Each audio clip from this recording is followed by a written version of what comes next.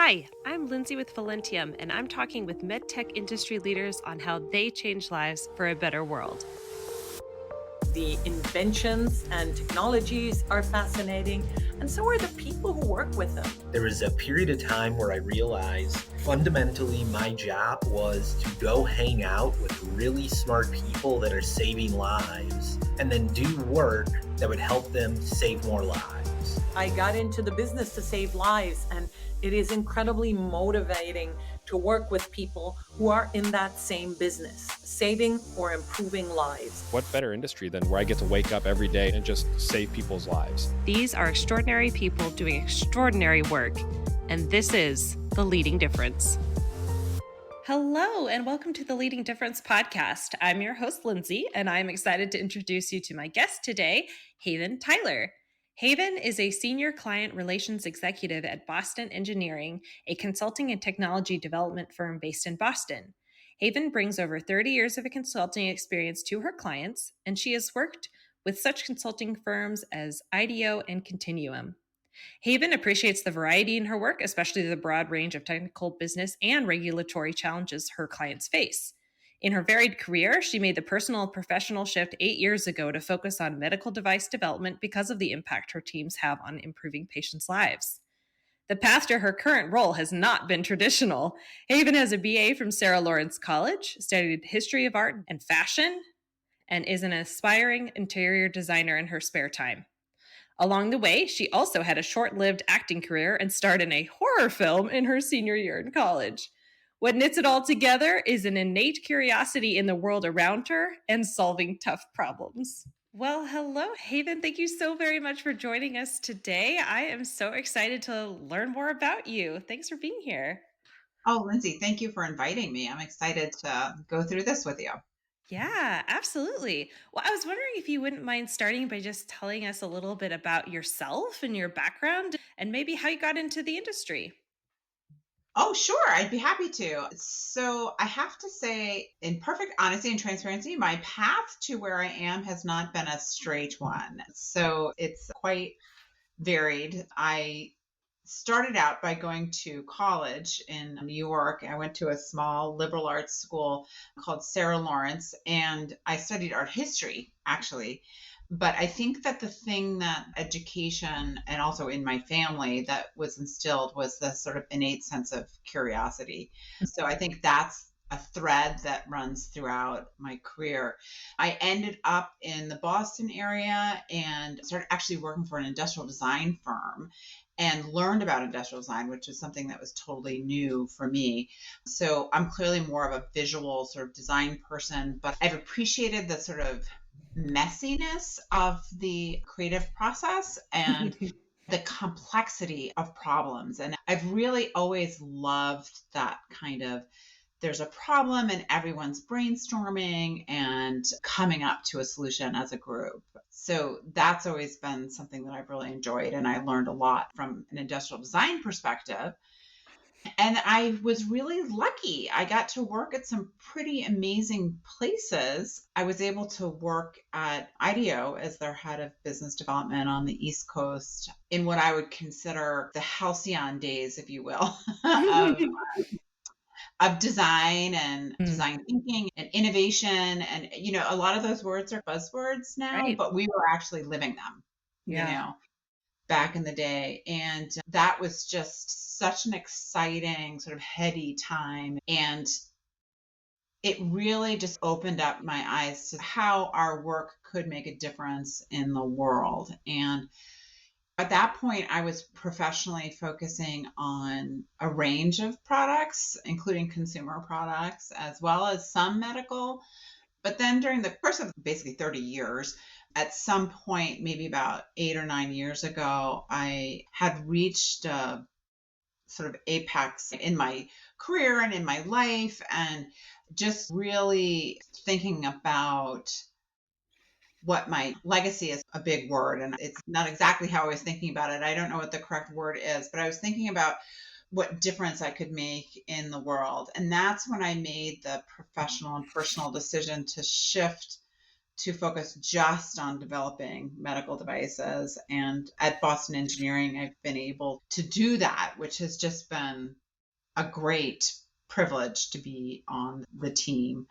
And I've loved the complexities of the problems we face and our clients face on a daily basis. I have things that come across my desk that are fascinating, and they're disease states that you didn't know about, and understanding about that and sort of diving into what those patients experience, what the doctors experience, what the hospitals experience in terms of purchasing equipment, what our clients experience in terms of their business needs and their regulatory hurdles and reimbursement hurdles. And the challenges are really complex. And that's what I love, is because then you have lots of different people with lots of different areas of expertise contributing. I hope that helps answer the question. That was a long-winded answer. I apologize. No, I love it. I love that your story is not linear and that you have so many different, really interesting twists and turns in your path. I think that's really exciting. And then I really appreciated the sort of theme of curiosity is being what kind of ties it all together. And I'm sure keeps you interested and motivated every day.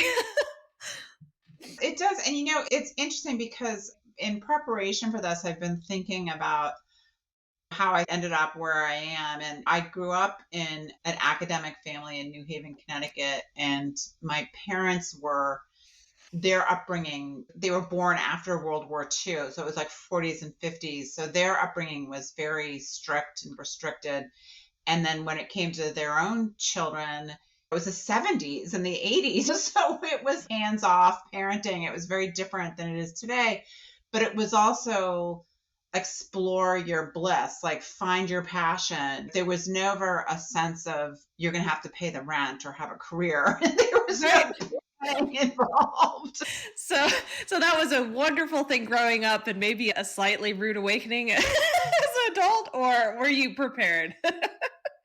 Well, I think I was prepared in the sense that they instilled a sense of you can figure it out. You have the tools to figure anything out, no matter what it is. And it was a question of perseverance and grit and all of those things. So I think that it was definitely a little bit of a rude awakening, but you could figure your way out of it. That's fair. I think no matter how prepared you think you are, you're not. Anyway, it's always a learning curve, but that's what keeps life interesting. Exactly. Yeah, it's interesting too, because I love the fact that if you had asked me at 20 or 21, when I was graduating school, where do you think you'd be? This is not what I would have predicted at all. And I'm also grateful for that, because I've ended up in a place that's really great. And I couldn't have made that up. I couldn't have fantasized that. So I think that the fact that I get to go to work every day and feel like possibly I'm being helpful to the planet or the world, and maybe we can make a difference in people's lives. And I work for a company that has a ton of integrity, and they believe that. They really do. It's not just some kind of byline. It's something that the whole group lives and breathes. And that's pretty incredible to be able to say that, right? So I feel lucky to have landed in a place that feels authentic, Yeah. Yes, I completely agree. That's one of my very favorite parts about being in the industry, is knowing that even if your role is a little bit on the fringes, perhaps it's not the actual engineering of the product, but you're still helping to talk about the product and introduce it to the world, or however you fit into it, you're still making a difference. And I think that's a really powerful motivator and makes it fun to come to work every day, because you just know inherently that you're doing good. So that's really special. It is special. And I don't think everybody gets to say that, and I have friends who do a variety of different things. And I have friends I've known since I was a kid, and they're scratching their head going, you do what for who? Yeah. How did you get there? And I was like, I know it doesn't really make a ton of sense, but it's really where I should be. And I don't know if everyone gets to say that. Yeah, it's a special situation when you do, for sure. And especially if you've been through other seasons of your life when perhaps you didn't feel quite as connected to what you were doing. All work is valuable, but sometimes your personal connection, if it's not there, makes it a little bit harder to be excited about getting up every day and going to work. Yeah, and there was a large part of my career where there was a focus on really sexy products, if you Sure. will, but they were more based in the consumer realm. I loved being a part of that, and it was really cool, and it definitely had its attractions.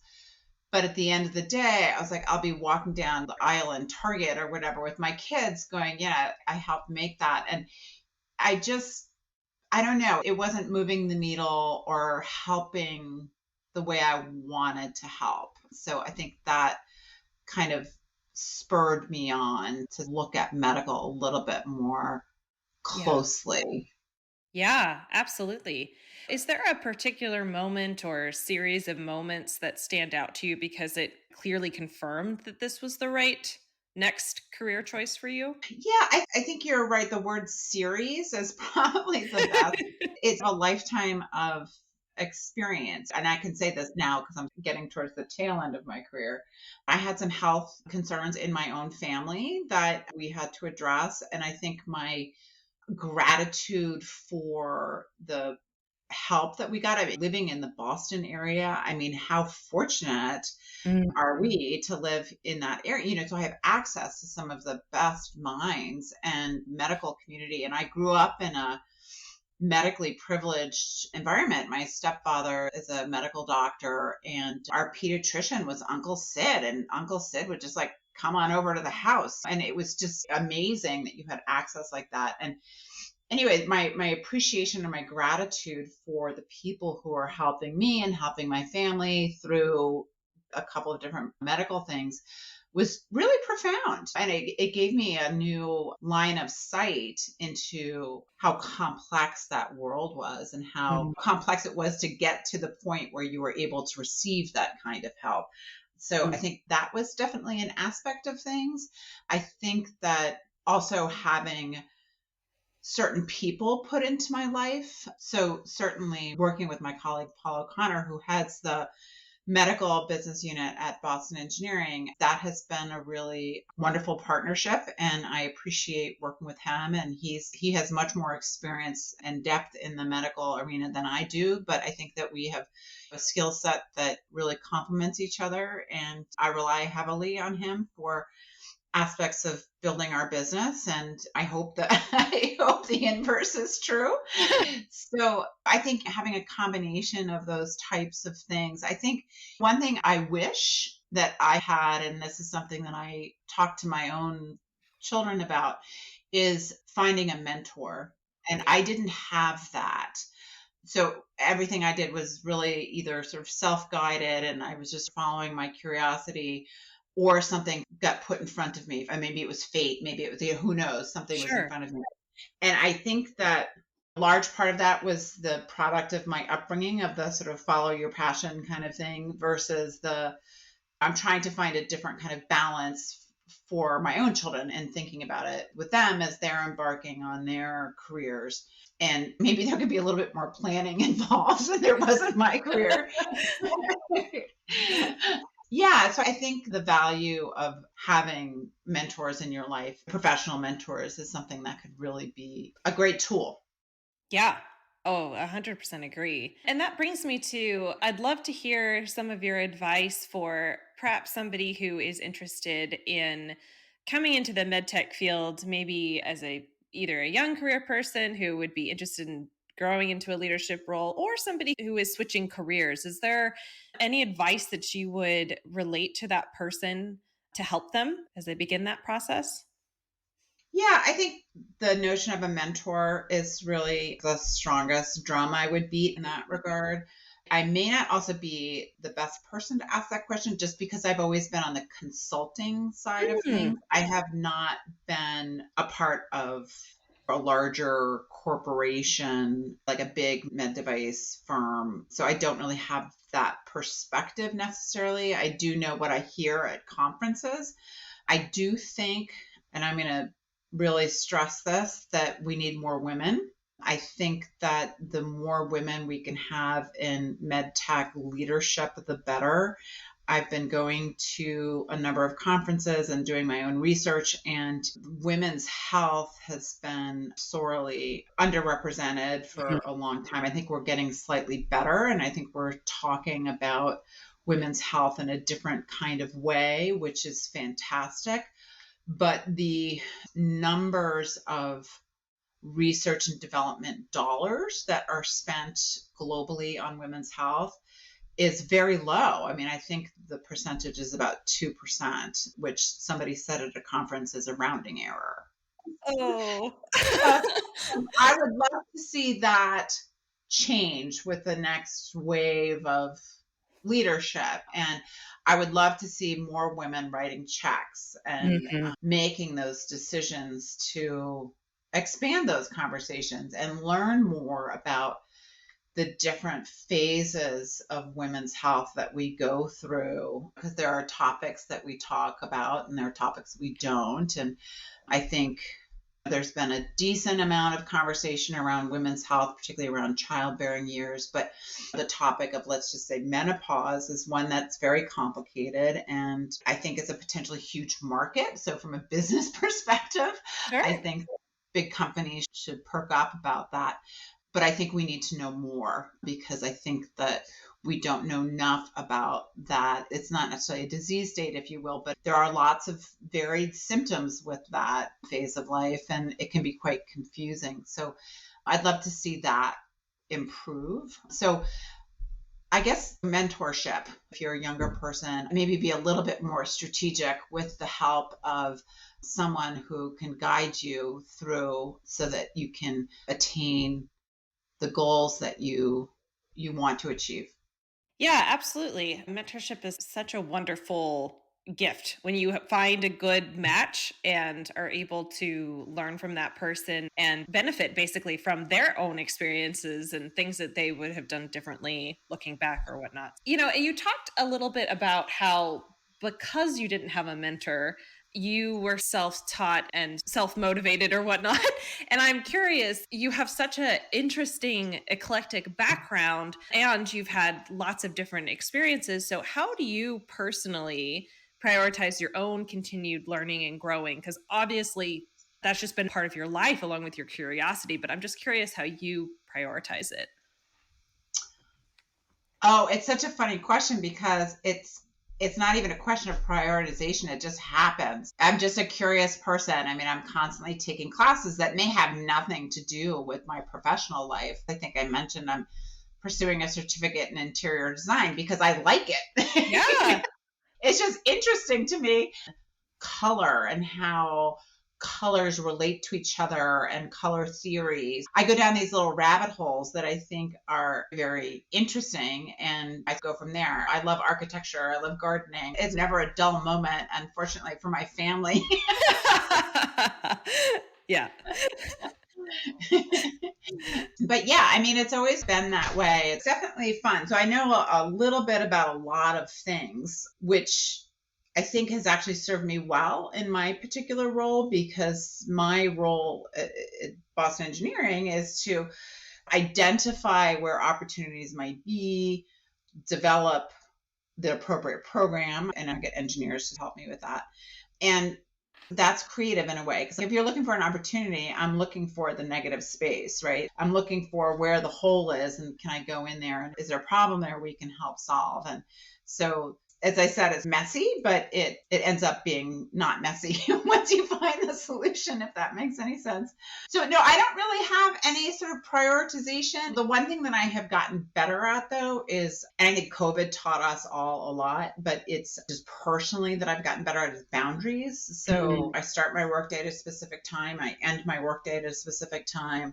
And so that allows me to have the space to do the other things I get curious about. So during COVID, I personally found it a little hard, because I think, like a lot of us, there was a lot of fear. We didn't know what was coming around the corner from a health perspective, from an economic perspective. It was just scary for everybody. And so I was just very driven. And I think that while it's great to be driven, it can also be unhealthy. So yeah. I'm just chuckling because I relate to that so much. Yeah, exactly. And you can burn out, and burnout's not good. I have a 18-year-old who is going to be a college freshman, and she's incredibly driven and she's just a good student. I've never had to check her homework. I've never had to do anything. And she can burn out. And I see this cycle in her. And I think she's getting much better at having a balance. But I think left to her own instincts, that's where she goes. And so while that's a great thing in a lot of ways, how do you temper that? So, yeah. Yeah, and that is a really hard balance. But like you said, trying to put in some specific boundaries really does help. It sounds like you're boxing yourself in, but it's actually a freedom generating exercise. Absolutely. I do think that one of the things that I've learned over life is that because I have 3 children and I've been a single parent for most of my children's lives, and taking care of myself was something that I didn't do very well for a long time. And making that a priority is really important. And that can come in many different forms. That can come with, I need to get enough sleep. I need to drink enough water. I need to exercise. I need to make time to walk the dog or sit outside in the woods or whatever it is that I need to do to be able to do everything else effectively. It's like that analogy where they give you the instructions on the airplane. And it never made sense to me that you would put the air mask on yourself first before the child. And I always thought that was just the complete opposite. I was like, this is crazy. And then the reality is, no, if you can't breathe, you can't take care of your child. Right. Correct. Yeah. So if you're a crazy person and you haven't slept and you're not eating well and you're not exercising, then you're not going to be able to take care of anyone else. So that's been something that has been a priority for a number of years for me. And like finding those balances and saying to people who need my time, like, yes, I really want to talk to you. That is very important. I have to get back to you in an hour or whatever. But I can't have that conversation right now. I want to have that conversation, but let's do it in a little bit. Yeah. And creating those guardrails has been helpful. Yeah. Yeah. That makes a lot of sense. Yeah. And not to pivot too dramatically, but I really do have to ask you about your short lived acting career. Okay. First of all, how did this even come about? And second of all, what was that experience like?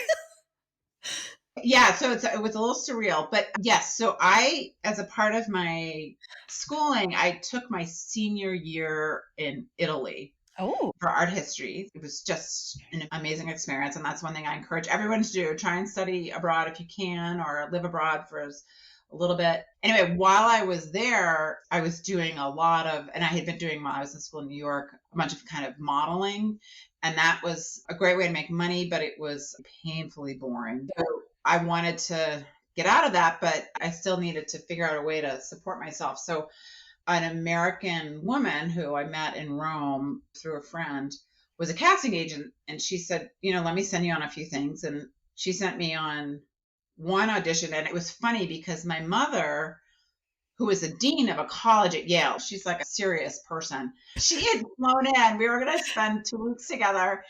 And she had flown in and I said, oh, before we go, I have to go on this audition.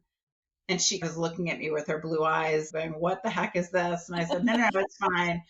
And we went into this place that kind of looked like a dentist office, but it had these big posters with monsters. And these guys come out and they don't speak any English. And they say, come with me. And so I go back there and all I had to do was scream. So my poor mother was waiting in the lobby and all she hears is me scream.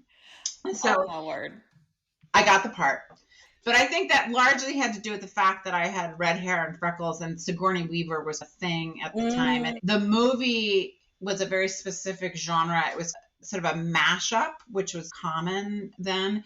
It was a mashup between sort of Aliens and Terminator. Anyway, it was just an absolute blast. I'm so grateful I had the experience. I am a horrible actress, but it was just really fun. And we spent 2 months filming in abandoned nuclear power plants. We spent a week in Venice filming overnight. I mean, it was just incredible. Yeah. Oh my gosh, thank you for sharing about that because that is an amazing story and such a unique opportunity. I love that you did that. It was very fun. And I think 2 years ago, there was a 30th anniversary or something of the film release. And it has this unusual kind of, but very fun cult following because it's this bad horror movies. It was a part of a big drive-in movie theater movie festival up in upstate New York. So we all went, my family all went. We had our beach chairs and we got to watch it, and we had posters and signing autographs. It was very funny. That is amazing. I love it. I love it. Well, okay, that is fantastic. Just for fun, imagine someone were to offer you $1 million to teach a masterclass on anything you want. It can be in your industry or related to your education, but doesn't have to be. What would you choose to teach and why? That's a really fun question, and it's a big question. I think it would be a combination of teaching people to be their authentic self and curiosity and creativity all jumbled up together, and how to explore those and find them in yourself. Yeah. So when you say finding your authentic self, is there a specific thing that you would highlight, or how would you talk more about that? Because I think that's an important thing that isn't always talked about as much. Yeah, I think that I'm fortunate to have landed in a place professionally where I feel comfortable being myself. I think that when you're starting out your career, there's this feeling that you might misstep or you might make a mistake and you clam up. You don't speak up because you are concerned that you might say something wrong or you might embarrass yourself or, Yeah. I mean, and I was guilty of this too. I'm not saying this with any judgment. I just think that it's a natural thing. But to encourage people to feel, especially younger folks, to feel more confident and sharing them, because like 99.9% of the time, us old folks in the room, we want to hear what you have to say, but to let go of that fear, to allow yourself to shine, whatever the topic is. Yeah, absolutely. Yeah, and I think that's especially something. In fact, I was just having a conversation about this yesterday of the tendency, and I think maybe not all women, but a lot of times for women, especially, the tendency to shrink and not show up as your full authentic self, not because you don't want to, but because you're not sure if you're going to be accepted or if your opinion's going to matter or count or any of those things that kind of keep you a little bit more quiet when actually you have a voice, you have things to say, and your contribution matters. Yeah, it absolutely matters. And I've had the privilege of having younger folks on our teams and having these conversations with them. And then once they start to feel encouraged and more supported, the solutions and the things that the ideas they have are just fantastic, really great stuff. And I see this with my own children as well. I love talking to my adult children. 'Cause I'm like, wow, that's really interesting that you thought about it that way. Or they'll know something profoundly different than I do. And I think it's fascinating. So I would encourage people to find a place where you feel safe enough to be able to express yourself that way. Yeah, and I absolutely agree with you. And conversely, I think that's a good reminder also for leaders to provide that space, to provide that encouragement for especially younger folks to speak up and that it's safe, it's accepted. So kind of on both sides, like yes, encourage the younger career folks to speak up more and also encourage those who do have the privilege of being in leadership to do their part to foster that environment too. Absolutely. And I think it's our responsibility to do that, actually. Yeah. Well, you mentioned legacy a little bit earlier, and that ties in very well to one of my questions. And that is, what is the one thing you wish to be remembered for after you leave this world? So, again, a very big question. I think I would really appreciate if people could think of it as like, oh, she was helpful. I don't need to be a rock star. I don't need to be a shining star. I just want to be helpful. Yeah, I love that.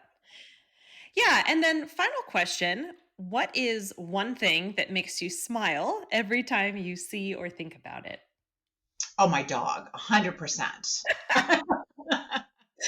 Okay, tell us about your dog because I love dogs. Oh, no, she's a total punk. I love her dearly, but she hates people except for us. And she's just, yeah, she's a wonderful little cuddle bug. But she's a Boston Terrier, but she's sort of the wrong colors. They're normally black and white, and she's brown and white. And so Mm. she's a little offbeat, which makes me like her even more. I love it. She is her own dog. Exactly. That's fantastic. Well, I love hearing your stories and your insights and your advice. Thank you just so very much for taking the time today to speak with me and for sharing just a little bit about yourself and what's important to you. I just really value that. So thank you. Thank you, Lindsay. I appreciate this. And I appreciate, before we jumped on the recording, you describing your motivation for starting this podcast. And I think that it's really important, the work that you're doing. And I think that getting at the underlying motivations for people being in this industry is really interesting. I mean, yes, at the end of the day, it is a business and we do live in a capitalistic society. I mean, that's just like baseline. However, within that, there's a lot of choice that people have to make, and how you go about achieving those goals can be very different. Yeah. And I think that on our side of the fence, on the consulting side of the world, none of us are ever going to be the next Bill Gates, but it's such a motivator to think that, okay, this might make a difference in somebody's life. And it just gives me goosebumps to think about it, like that we can say we helped make that. Yeah. It's really pretty cool stuff. So I'm glad to talk about it. Yeah, absolutely. Well, we are honored to be making a donation on your behalf as a thank you for your time today to the Polaris Project, which is a non-governmental organization that works to combat and prevent sex and labor trafficking in North America. So thank you for choosing that organization to support. We really appreciate that. And we just wish you continued success as you work to change lives for a better world. Thank you so much, Lindsay. Absolutely. And thank you also to our listeners for tuning in. And if you're feeling as inspired as I am right now, I'd love it if you'd share this episode with a colleague or two. And we will catch you next time. The Leading Difference podcast is brought to you by Velentium. Velentium is a contract design and manufacturing firm specializing in the development, production, and post-market support of diagnostic and therapeutic active medical devices, including implantables and wearables for neuromodulation and other Class 3 indications. Velentium's core competencies include electrical design, mechanical design, embedded software, mobile apps, contract manufacturing, embedded cybersecurity, OT cybersecurity, systems engineering, human factors and usability, and automated test systems. Velentium works with clients worldwide, from startups seeking seed funding to established Fortune 100 companies. Visit Velentium.com to explore your next step in medical device development.